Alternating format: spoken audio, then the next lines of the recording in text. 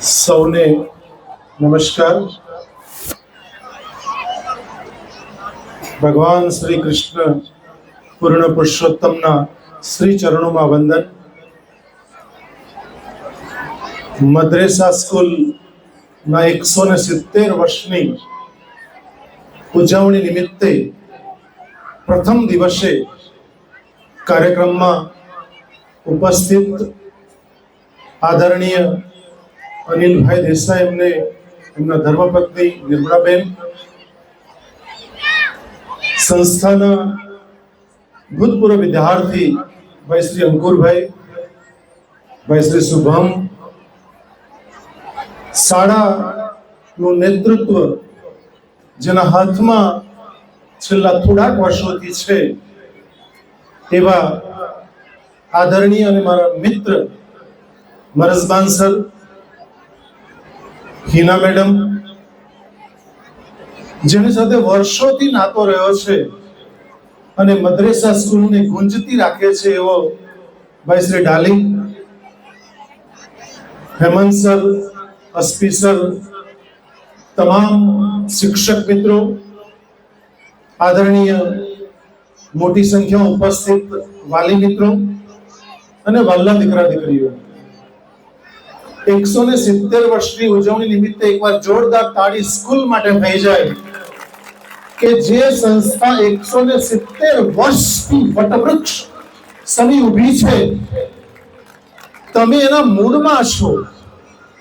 વાલી મિત્રોને અભિનંદન કે તમે આ સર્વશ્રેષ્ઠ શાળાની અંદર આપના બાળકોનું એડમિશન લીધું છે.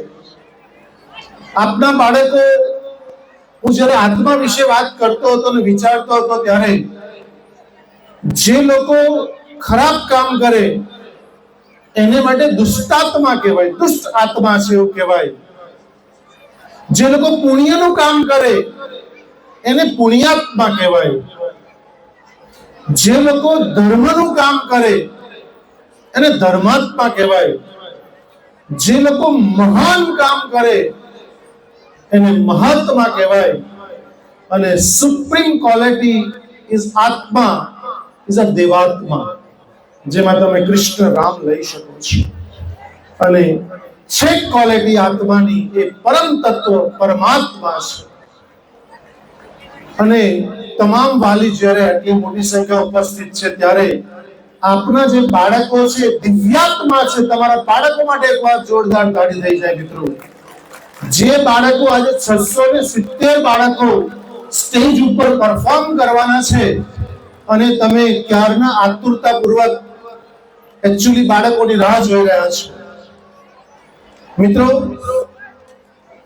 જ્યારે 170 વર્ષ જૂની શાળામાં આવવાનું થાય અને તમે જે પાછળ બિલ્ડિંગ જોઈ રહ્યા છો, જે મારી માતૃ સંસ્થા છે એસબી ગારડા કોલેજ, જેનો વિદ્યાર્થી રહી ચૂક્યો છું, જેમાં જ ભણ્યો છું અને એ જ કોલેજની અંદર સંસ્કારોનું સિંચન થયું અને અધ્યાપક બન્યો અને છેલ્લા 11 વર્ષથી ઇન્ચાર્જ આચાર્ય તરીકે કામ કરી રહ્યો છું મિત્રો. મદ્રેસા શાળાના બાળકો મારી કોલેજમાં આવે એટલે મને બહુ આનંદ થાય, કારણ કે એ લોકો તો ટ્રાન્સફોર્મેશન માત્ર આ બાજુથી આ બાજુ જ થાય. એટલે એ બાળકો પણ ખૂબ સદનસીબ છે કે જે લોકો ગારડા કોલેજમાં આર્ટ્સ અને કોમર્સમાં એડમિશન પ્રાપ્ત કરે છે. કારણ કે આ એસબી ગારડા ટ્રસ્ટ, જેમાં આ સંસ્થાઓ આવે છે, એ ટાટા સ્કૂલ હોય કે પછી મદ્રેસા સ્કૂલ હોય, બીપી બારિયા સાયન્સ ઇન્સ્ટિટ્યૂટ હોય કે લો કોલેજ હોય કે મારી ગારડા કોલેજ હોય, આ ટ્રસ્ટની તમામ સ્કૂલ અને કોલેજો બાળકોને માણસ બનાવવાનું કામ કરતી સંસ્થા છે મિત્રો. આ સંસ્થાનું સિંચન કરનાર જે ટ્રસ્ટ છે એ ટ્રસ્ટે એવા શિક્ષકો અને એવા આચાર્ય મૂક્યા છે કે આવતીકાલે બાળક સર્વશ્રેષ્ઠ માનવ બને મિત્રો. જ્યારે વાત કરતો હું ત્યારે મને રાજઋષિ ભર્તૃહરિનો નીતિ શતકનો 75મો શ્લોક યાદ આવે છે મિત્રો. એમાં એવું કહે છે કે માણસોના મુખ્ય 4 પ્રકાર છે. તમામ વાલી મિત્રો ધ્યાનથી સાંભળે.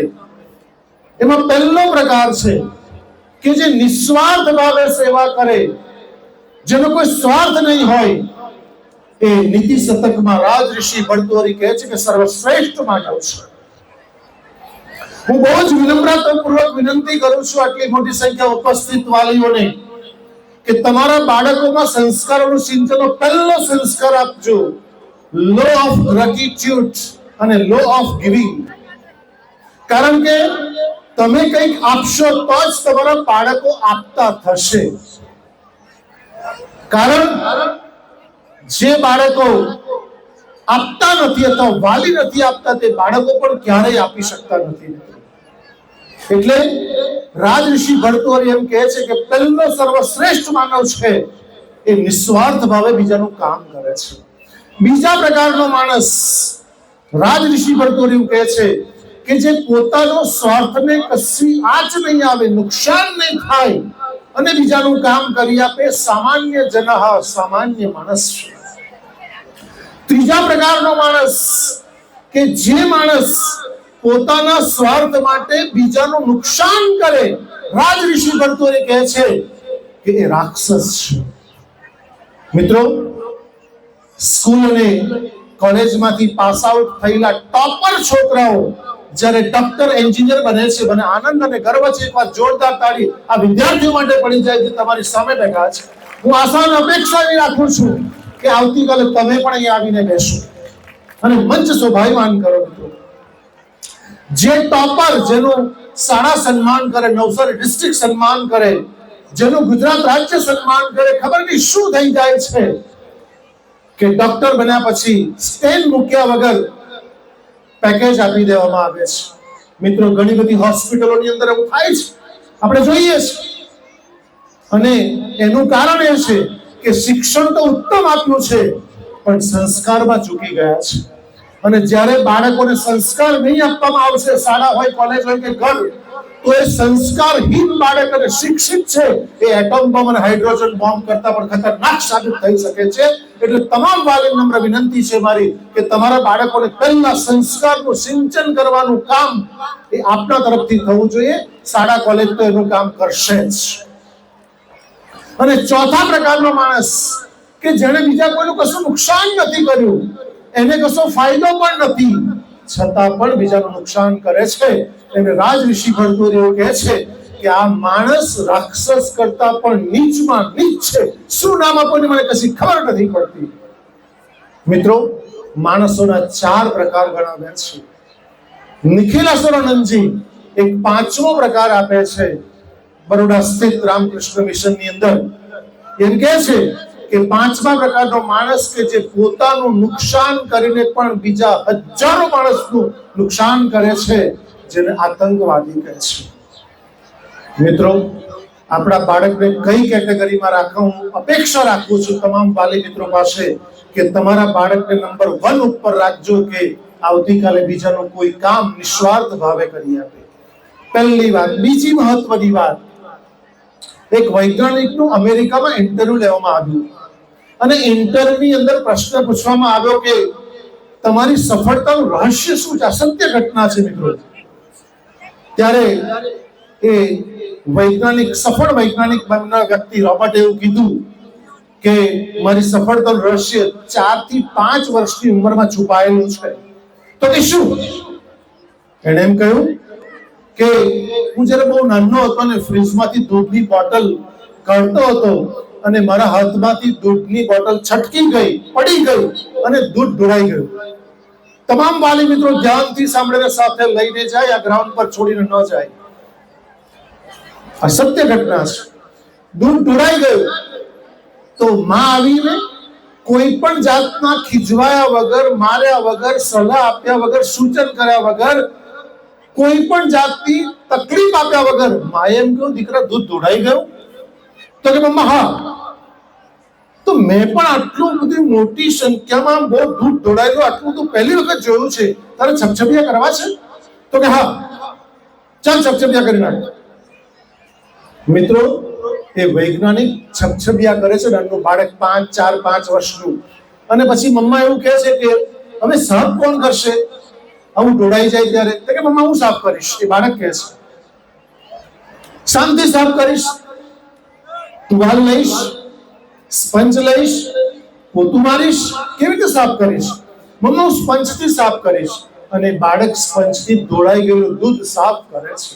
પછી માં એને શીખવે છે કે ચાલ આ બોટલ આ રીતે પકડ, હવે નળમાંથી પાણી ભર અને પછી ફ્રીજમાં મૂક. રોબર્ટ મહાન વૈજ્ઞાનિક એવું કહે છે કે મારી માં પાસે પહેલી વખત જિંદગીમાં એવું શીખવા મળ્યું કે નુકસાન થાય, ઢોળાઈ જાય તો એમાંથી કોઈ તકલીફ થતી નથી, તમે નવું વર્તન શીખી શકો છો. અને જો 500 ગ્રામ કે લીટર દૂધ તમામ માતાઓ બેઠી છે આટલી મોટી સંખ્યામાં, ત્યારે જો આપણા ઘરના બાળકથી ઢોળાઈ જાય તો આપણો ગુસ્સો આસમાને ચડી જતો હોય છે. તમામ વાલી મિત્રોને વિનંતી કરું છું કે બાળક ઉપર ગુસ્સે ક્યારે પણ થશો નહીં, કારણ કે આ પુષ્પ છે, દરેક પુષ્પની સુગંધ અલગ છે અને એને કારણે એ બાળકને વર્તન કરતા શીખવજો.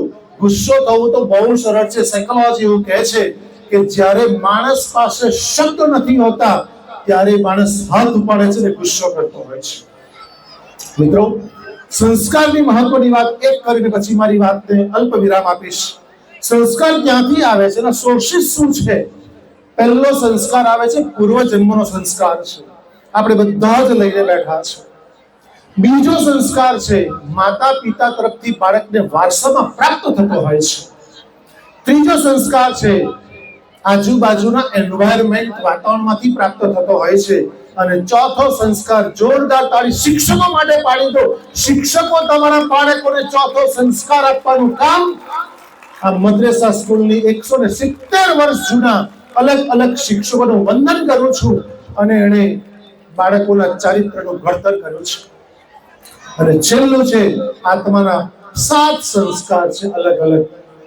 કહેવાનો ભાવાર્થ મિત્રો એ છે કે બાળક થોડુંક ઓછું ભણશે અથવા ઓછા ટકા આવશે તો ચાલશે, પણ એ સંસ્કારી થવો જોઈએ અને ખરેખર એક માણસ બને. અને ભારત દેશને માણસની જરૂર છે. મિત્રો, શાળા આટલા વર્ષોથી ચાલે છે, એની પાછળ ગ્રાન્ટ નથી મિત્રો. ગ્રાન્ટ તો બહુ નોમિનલ આવે છે. પણ મને કહેતા આનંદ અને ગર્વ થાય છે કે લાપસીવાલા પરિવાર આવતીકાલે પધારશે. એમને લગભગ 1.5 કરોડ જેટલી માતબાર રકમ આપીને સંસ્થાને ઉજાગર કર્યું છે. લાપસીવાલા પરિવાર માટે પણ તાળી થઈ જાય. 1.5 કરોડ જે સ્કૂલનો વિદ્યાર્થી અનિલભાઈ 1.5 કરોડ રૂપિયા દાન આપે, ટાટા સ્કૂલને 1.5 થી 2 કરોડ રૂપિયાનું દાન આપીને આખી કોલેજ, આખી સ્કૂલને ચમકાવી દે, એવા પરિવારને નતમસ્તક વંદન કરું છું, એવા દાતાને નતમસ્તક વંદન કરું છું. માં જણે તો આવા બાળક જણજો મિત્રો, કે દાતા કે સુરવીર. તો દાન કેવી રીતે આપે? લોકો પાસે પૈસા તો બહુ છે, પણ દાન આપવાનું, પૈસા છોડવાનું કામ બહુ અઘરું છે મિત્રો. તો જ્યારે અભ્યાસ કરતો ત્યારે મને 2-3 વાત સમજાય કે દાનના પ્રકાર કેટલા પ્રકારના દાન હશે. અનિલભાઈ, પહેલું દાન અર્થદાન છે, માણસ પૈસા આપીને દાન કરતો હોય છે. બીજું દાન છે સમયદાન છે. સમયદાન અને અર્થદાન બંને પેરેલલ છે, સેમ છે. કોઈ ચડતું નથી, કોઈ ઉતરતું નથી. કોઈ માણસ પૈસા આપે છે, કોઈ માણસ સમય આપે છે. ત્રીજું દાન છે બુદ્ધિદાન છે. જે લોકો આઈડિયાઝ આપે છે, આજે એન્જિનિયર બેઠા છે ને, એ લોકો આઈડિયા આપે છે. એ આઈડિયા એટલે કે બુદ્ધિદાન છે. ચોથું દાન, મારી જેવા વ્યક્તિ આવીને શબ્દ કહી જાય, એ શબ્દદાન છે. મિત્રો, શબ્દની પણ બહુ ગજબની અસર પડતી હોય છે. એક ઉદાહરણ, આહિર સમાજ માટે કરોડો રૂપિયા મરઝબાન સાહેબ ભેગા કરી આપ્યા. અને એ ઉદાહરણ આપ સમક્ષ મૂકું. પહેલા 5મા દાનની વાત કરી દઉં કે 5મું દાન દરેક વ્યક્તિમાં મરઝબાન સર હોય છે, અને એ છે નડતર દાન. માણસ બીજું કાંઈ નહીં કરે ને બરજીસભાઈ, તો એ નડશે. અને જે લોકો સામાજિક સંસ્થા સાથે જોડાયેલા છે, લોકોને ખબર છે કે જે માણસ કાંઈ નહીં કરે ને, એ બીજા નડતો હોય છે. એટલે દાનના મુખ્ય 5 પ્રકારમાં એક મહત્વની વાત છેલ્લી કહી દઉં કે જેને કારણે આહિર સમાજ આટલો સમૃદ્ધ થયો છું. અપેક્ષા રાખું છું કે આજે પરિવાર અલગ અલગ આટલી મોટી સંખ્યામાં આવ્યા છે, ત્યાં એક અલગ દાનની જાહેરાત થાય અને મદ્રેસા સ્કૂલ હજી પણ ઉત્તરોત્તર પ્રગતિ કરે. આવનારા 170 વર્ષ હજી ચાલે ગારડા કોલેજ અને મદ્રેસા સ્કૂલ, એવી ખરેખર અપેક્ષા રાખું છું. એક શેઠ પાસે ભિખારી જાય છે મિત્રો, પૈસાની દાનની શું વેલ્યુ સમજી લો. એક શેઠ પાસે ભિખારી જાય છે અને કહે છે ભિક્ષામ દેહી. કંઈક આપો, એટલે શેઠ કહે છે કંઈ નથી. ભિખારી એમ કહે છે કે કંઈક અન્ન ખાવાનું આપો, તો કે સાહેબ ખાવાનું પણ નથી. તો કહે છે કે 5 રૂપિયાનો સિક્કો આપી દો, તો કે સિક્કો પણ નથી, 5 રૂપિયા પણ નથી. ભિખારી એમ કહે છે કે એક કોઈ જૂનો શર્ટ તમારો કઈ કપડા હોય તો તે આપી દો, તો કે તે પણ નથી. તો કે તૂટેલું ફૂટેલું વાસણ આપી દો, તો કે વાસણ પણ નથી. અન્ન નથી, વાસણ નથી, કપડા નથી, કશું જ નથી. તો કે ના. તો કે શેઠ તમારા ચરણોમાં રહેલી ચપટી ધૂળ આપી દો. અનિલભાઈ ચપટી ધૂળ માંગે છે શેઠ. એટલે ભિખારી જેવો ચપટી ધૂળ ઉંચકે છે અને શેઠને આપવા જાય છે, ત્યાં મનોવિજ્ઞાન આવે છે, સાયકોલોજી આવે છે. અને શેઠને સાહેબ વિચાર આવે છે કે તું ચપટી ધૂળને શું કરશે? ત્યારે સાહેબ ભિખારી હસતો હસતો એમ કહે છે કે હે શેઠ, આ ચપટી ધૂળ મારે કશી જ કામ લાગવાનું નથી, પણ હું તને આજે આપતા શીખવું છું. ચપટી ધૂળ તું આજે આપશે તો આવતીકાલે કઈ ને કઈ દાન આપી શકશે. મિત્રો, કહેવાનો ભાવાર્થ એ છે કે આપતા શીખવાનું કામ, law of giving, law of gratitude આપણા બાળકોને શીખવવાની જરૂર છે. કે સંસ્થા જ્યારે વટવૃક્ષ થઈ રહી છે ત્યારે આવતીકાલે ફરી એનું ઉજ્જવળ ભવિષ્ય બને અને આવતીકાલે આ બાળકોનું ચણતર અને ઘડતર કરનારી સંસ્થા બને. ફરી એકવાર મરઝબાન સરનો, એમની ટીમનો અંતઃકરણપૂર્વક આભાર માનું છું. અને ફરી એકવાર આવતીકાલની શામ પણ આવી જ છે, કારણ કે 170 વર્ષની ઉજવણી પૂર્વેની સંધ્યા છે. તો આજની કાર્યક્રમની સફળતા પણ ઈચ્છું છું. અને 170 વર્ષ પૂર્ણ કરવામાં જે આચાર્યોએ, જે સંસ્થાના મંડળે અને જે શિક્ષકોએ ફાળો આપ્યો છે, તમામના નતમસ્તક વંદન કરી મારી ચર્ચાને માત્ર અલ્પ વિરામ આપું છું. ફરી એકવાર પાછા મળીશું. જય હિન્દ, જય ભારત, જય જય ગુરુ, જય જય ગુરુ. ખૂબ ખૂબ આભાર સર.